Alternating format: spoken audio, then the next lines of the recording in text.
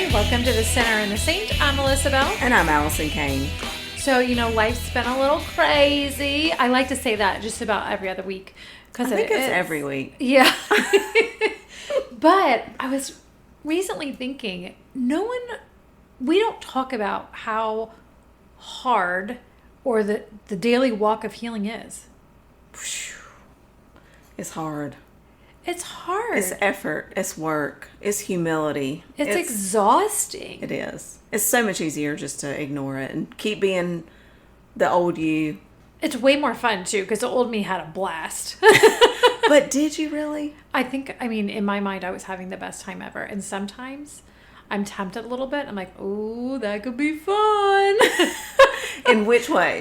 Oh, you don't want to know? Oh, okay. But I will say this. I was sitting at a dinner recently, and I said, no one talks about how exhausting the healing is. Mm. And that person's response was, well, then you're doing it wrong. You're not doing it with God's power. It should not be exhausting. It should be full of joy. And I sat there for a minute and I thought, maybe I am doing it wrong. But I'm pretty sure I'm not. Well, that's the thing. There is still joy in it. Right. Once you start to heal, you do start to experience this joy, this freedom, this lightening of spirit. Right. And it does keep you going back, but it's still hard. Right. It is hard to learn to recognize and set pride aside and to take a posture of humility and to look at yourself without blinders on and look at your true self. Like, it's hard and it's not pretty. It's not fun. It's like no filters on Instagram. You know what I'm saying? Or wherever, right. Whatever, the filters. It's like you in the morning picture with bad lighting and there ain't no filter making it pretty. Yeah, and you got like tear-stained eyes and your face is puffy from crying all night. Yeah, that's kind of been my life the last couple of weeks. Yeah. But sometimes I just feel like it'd be fun to swing on people. Oh. Because one of my, maybe we'll get into this in the podcast, but one of my responses was just a fight. Mm-hmm.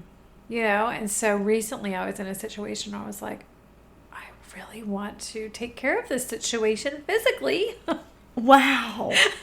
I don't ever think like that. Yeah, but did you ever think like that when you were younger? That wasn't your bent normally, probably. No. I think mine's mostly words, right? Or actions, not but like being rude or just words. Mm-hmm. Not so much like I'm going to kick your butt. Well, this is a situation like that involved one of my children. Oh. So I was like, oh, okay. Yeah. No, I definitely feel, yes. There's definitely things that you want to do sometimes that, yeah. Yeah. Anyway, so maybe we should talk a little bit about healing today because I can't be the only one on yet another healing journey. Right. Whew. I think if we're not working on something kind of all the time, we're not moving forward. Right. We're just like we're in stagnant. La La Land. We're stagnant. Sometimes you need a break. You just need to take a minute before the next learning lesson rolls around. Yes. But I think that there are still a lot of people out there who just aren't healing. Right. Ignoring it completely. Yes. Mm-hmm. And I think there's 3 ways we can recognize those people. People that are not healing? Mm-hmm. Okay. I think there's probably a lot more. But what comes to mind is, oh my gosh, I've experienced this. One of the first things that I think about is those people that aren't healing at all, they blame everybody else. Everybody else is wrong.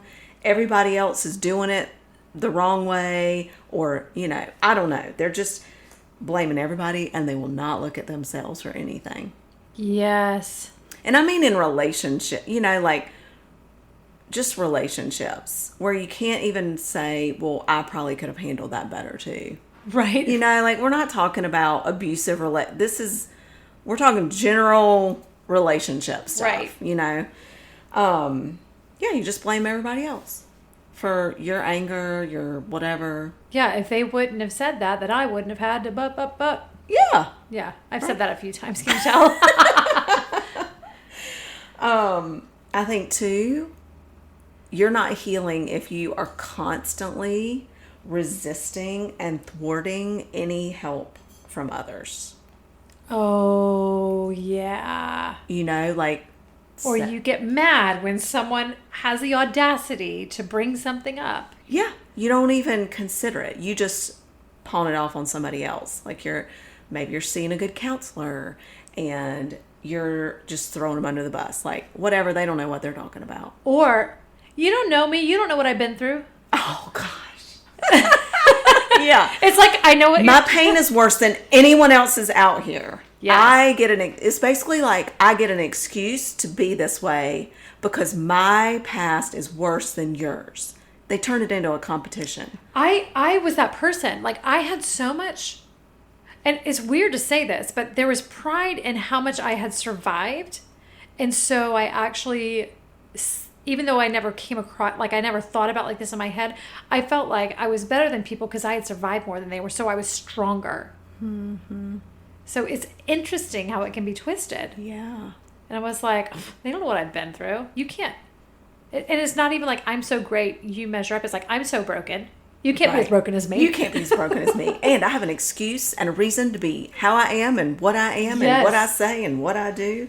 Yes, always making excuses. And I think you are not healing if you... signs you're not healing. Constantly staying busy, jazzed up, stressed out, and in a tizzy just to avoid healing. Like nothing's changed in your life. There's no peace, there's no calm, there's no desire or effort to move forward in healing. You just avoid it at all costs. Because then what do you have to claim as your badge of honor? Well, and here's another thing. Let's not even go with the whole like pride badge of honor, but your body literally is probably addicted to the cortisol that comes from your constant anxiety and stress. And so when things are calm, you actually have to throw a little bomb in there. Mm-hmm. You're like, something must be wrong. I've got to pick a fight. So if there are always bombs dropping in your life, right, you're avoiding healing. Yeah, you might be doing it. Uh-huh. Says the one that did it at one point. I'm just calling out what I saw. Says the one speaking from experience. Yeah. Can't argue with Melissa's experience. Right. Just saying. Anyway, if you recognize any of those signs in yourself, and if you do, you're probably mad and you've already turned off the podcast, or you're angry at us and you're going to post a mean comment. So that could be a flag. Red flag. Ding, ding, ding, ding, ding, ding. You can do with that what you want. Yes, but hear me say, I was you. Like, I was super... like prideful. I had come through so much. No one can teach me anything. And this is who I am. You can't change me because this is who I am because my experiences brought me to this place. And you just don't understand because you haven't lived it. Okay. So that would have been my stance. Right. So if that's you today, I see you and I feel you and there is another way to live. I love, that's beautiful. Well, I think on the flip side of your 3 signs you're not taking advantage of healing. There's 3 signs that you are. Yes. Well, we just like to stick to 3. There's more than 3 for all these things, but it helps keep my ADHD in check. Okay, exactly. Helps keep us on track. You got to have an outline because you never know what we'll do if we don't have an outline. I think when you can sit, one sign that you're healing is when you can sit with it all, like a hard truth, the anger, the fear, the resentment, and simply acknowledge it. Acknowledging and accepting it's a problem. I mean, you know how when they say, like, if you're an alcoholic, the first sign to recovery is admitting you have a problem. That's kind of healing as well. It's admitting that and facing that you have some issues too. Right. Yeah. That it's not just everybody else. That you've got some issues. And, I mean, that was hard for me. Right. Because I had always tried to live, under this idea that I should be perfect and have everything in line and everything should just be so. But we're not. We are not. We are not. Eve messed that up for us in the garden. Thanks, Eve. Look at us pointing fingers. I know. It all started there. It's not her fault, but it did all start there. I think also if you're tired, Yes. tired from simply being, Yes. not doing. Does that make sense? So you can be tired from staying busy and doing all the things and checking things off and staying in a tizzy. That's not the tired I'm talking about. That's avoidance. Yeah. When you're tired from simply sitting and thinking and working and listening to the Lord and trying to see these things, it is exhausting physically, emotionally, spiritually. That's It why is we don't want to exhausting. do it. Yes, that's what, like, nobody's going to sign up for it just for fun. Right. But the good news is you can nap. Yes, you do definitely need And naps. you will need to nap. Like when you're healing, you will need to rest. You will need to nap. You'll need to take a lot of stuff off your schedule. You might need to isolate for a very little bit. Make sure you have like somebody that knows that you're doing this so they can keep checking in with you, because the enemy will take any foothold he can get. Absolutely. So if you're starting to heal, he does not want that. No. And so what is he going to do? Oh, you're so tired. You should rest for days and days and days. Don't call them. They don't understand. And then you have a whole nother issue coming. Whispers those lies. Yeah. Absolutely. And then I think another sign, I think you'd agree with this, is that you start accepting some of the responsibility in your relationships instead of placing the blame on everyone else. But you start accepting responsibility for what you bring to the table and acknowledging that. So, you know, in your marriage, instead of pointing the finger at your spouse all the time, if you would just do this, if blah, the tide starts to turn when you begin to heal. It's like, I would appreciate it if he did this, but what do I have control over? I have control over me. What does that look like? Yeah. What am I bringing to the table? How can I? How can I? And Yeah. then taking that, yes. It's to the Lord. so interesting because I think when you get into the blaming game, which I'm really good at, I was very good at it. I think we all are. Yeah. In our different ways and different levels. Yeah, I remember thinking, I wish that he would, dream like I dream. He's a joy stealer. And literally my husband knew, I have said this to him, but then it was like, no, Melissa, you're just wired two different people. And he's not trying to do that, right? But I'm still going, look at you, look at you, look at you. And what I didn't realize was the way that I was dreaming with him. I used to love to sit on the couch, and I don't love to anymore because I'm very content now. And maybe that was just something I did to numb myself, right? I used to love to look at houses and like, oh, look at this house. We could do this with the kitchen. And that was just my way of dreaming and that sort of thing. Well, what that was telling him was that he wasn't providing enough for me. Right. But we didn't know that until we actually had a conversation about it. And so if I had kept blaming him and pouting about it, who knows where we'd be, Conversation's important. Yes, communication is key, my dears. So let's say I'm like hanging out here and I'm going, oh wait, I kind of recognize myself in the unhealed little arena there. What are some things that I can do to get started? Because tangible always helps. Yes, for sure. Well, you have to recognize you have the problem. And that would be like that first little thing. So I think you say you have to know where you are to know where you're going.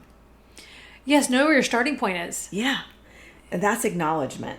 I mean, it's crossing out the pride for a little bit. Just try to place, we all have so much pride, and we have these facades and images that we want to maintain that we don't even realize sometimes. Right. I feel like there's always a new one to uncover, but it's exhausting. It's like, oh, it snuck into this box. Great. Yes. Oh, but you start to the more you practice it, the more you start to realize it and see it, and you can deal with it faster. It doesn't take as much energy as it does, it feels like, in the beginning. Like once you get the ball rolling, the momentum helps a little bit. Would you agree? I definitely think it so. becomes a more natural way of sitting with the Lord and whatever. And you can do that by looking for patterns in your life, right? Yeah. Like how you respond in certain situations where you get angry. Like what are what are these things? What are these reactions, these feelings that come up? And kind of keeping a journal of those, even if you need to, or sticking it in the notes of your phone. And then do that for a few weeks, and then go back and look at it. And then sit with the Lord and get him to help you remember, and just kind of go back to, okay, let's go back a few years. Mm-hmm. Let's look at other things, and where's this stemming from? Where did this start in my life? And here's what's wild. Like, maybe it's because of the depth of my stuff, but recently I was telling Allison there was something that was going to happen in my life, and I was so anxious about it. I was already upset and could feel the emotion that I was going to feel in this particular situation. My son was swearing into the military, and I knew that he was going to be standing in a group. He could not talk to me. We would have to watch from afar. It would be one quick hug and a goodbye, and he would walk away. And I wouldn't see him until I don't know when. It reminded me of, first it was like, it reminded me of a situation, with another family member where that would happen all the time, right? Where I would have to go see them and they would walk away, and I never knew when I was going to see them again. Then next layer, I dig into the next layer, and it's a reminder of the abandonment of my mother and how all the people I loved have turned around and walked away, except for my husband. And so, like, the layers just keep going if you sit with it long enough. You have to sit with it. And that's the hard part. Like, you have to be willing to lean in. And this is where the pride and the self-preservation, like, we have to trust God at such a deep level with these things and with ourselves, because he will open our eyes to those patterns. And it's there that he does his greatest work. Yeah. And it's just recognizing that. Right. It's not like you're going to be healed instantly from recognizing it, but being able to put a name to it puts everything else in order. It helps you go back to where it started and maybe start to dig through that and notice and think about the lies that you took on as truth. Mm-hmm. And I remember just like, I would message you like, oh my gosh, you won't even believe what this is connected to. Yes. Yeah. I mean, it's so crazy. I mean, I had, I guess I'm just starting to share this more. Okay, let's do it. Which is a healthy thing. But like a few years ago, I realized that I was still holding back just a smidge in my heart in my marriage. And the reason for that, God revealed it to me in time with him, is that every man that I had looked up to or loved or like was a mentor had an affair. Oof. And I mean, this went back to from father to college boyfriend to first working mentor to pastor. And when God revealed that to me, it was like, oh gosh, I think I believe the lie that it's not possible for any person I love is going to have an affair. And here's what's crazy. You knew, like if I would have said, would Matt ever like have an affair? You would have said no. You would have said it to my face 10 years ago. But it was like this little like lie that was quietly speaking to you that you didn't recognize. Nope. And I mean, there's no reason for you to ever think your husband would do that. Mm-mm. But it was the enemy going, you never know, because he didn't want you to get that close. And here I was projecting all of this onto my poor husband. Right. Had not ever done anything, to cause me to have that feeling, but it was there, even though I couldn't even name it at the time. Right. And so there are such deep things that are so rooted in us. But, enlisting some help is so important. Yes, like first with God. Yes, God, Christian counselor, like a legitimate Christian counselor, mentor. Can I say something about your counselor? Yeah. Okay, y'all listen. If you're going to a counselor and you've been going to a counselor for a long time and you have made no progress. Fire the counselor. Right, but you enjoy your time at counseling, there's a sign. They're just telling you what you want to hear and they're taking your money. If they're not like forcing you to grow, and I don't mean like forcing you, but like if they're challenging you. Yeah. If it's not changing in your life, it could be a you thing because you're choosing not to pick up the, pick up the torch and run with it. Or it could be that they're just enjoying your $75 an hour, whatever it is. Yeah, or 120 or whatever it is. Yeah, so make sure that the counselor you're doing is not just there nodding their head and agreeing with everything you say. Yeah. Anyway, That's sorry. a big one. And then go back to number one a lot, which is know where you are so you can figure out where you're going, because healing is a dance. It is a dance. Sometimes you get your toes stepped on. And sometimes, like, It's you'll so heal, graceful. and then something will set you back so far. Yeah. Like my son going in the military. Not his fault, Nope. but set me back. It could have thrown me into a much bigger tizzy, but I've been, doing all the healing for a while. But it has still shaken me a little bit. I was recently talking to a friend, and we were just talking about a situation, and I said, it really sounds like a prison. And that is what our trauma is. It is a prison, even if you don't realize it. But the door is wide open. No one has you shackled except for the lies of the enemy. And you can choose to walk through that door. Yeah, you can unlock them. We have the power to with God and with help to unlock them. We have the key. Are we going to use the key? Are we going to have the courage and strength to walk out the door and to say goodbye to that stuff? Like, what if we spent our energy on healing and unlocking it and walking out instead of spiraling and spinning and keeping the dust up, playing this martyr syndrome, getting stuck in the martyr syndrome complex, whatever it is. Right. We just spin it on healing. It would be amazing. The world would be a greater place. It would be. And here's one other thing I want to leave you with. You can be in a situation for so long that your entire personality has changed. Do not shame yourself or blame yourself for what you had to do when you were surviving, right? Right. Sometimes we have to become something to survive something. That doesn't mean that's who you are. It doesn't mean that's who you are. Go talk to the people that love you. Go talk to the people that have known you for a while, and they will speak the truth into you and tell you who you really are. And more importantly, go talk to your creator. Absolutely. This verse is one of the verses that I really love to think about, and just picture of like God in our healing. It's Psalm 42, and it's the Message Bible, and it says, "He lifted me out of the ditch. He pulled me from deep mud. He stood me up on a solid rock to make sure I wouldn't slip." And, God will not only walk with you through your healing, but he'll actually bring people along that have maybe been there. Maybe they're a step ahead, that want the best for you. And their intentions are just to see you happy and healed. Yes, so true.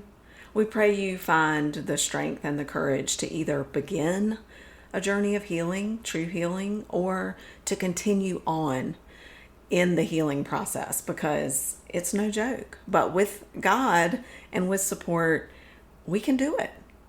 And we're living proof. And you get to take a nap. Absolutely. And on a rainy day, that's even better. Yes. Thanks for joining us this week on The Sinner and the Saint.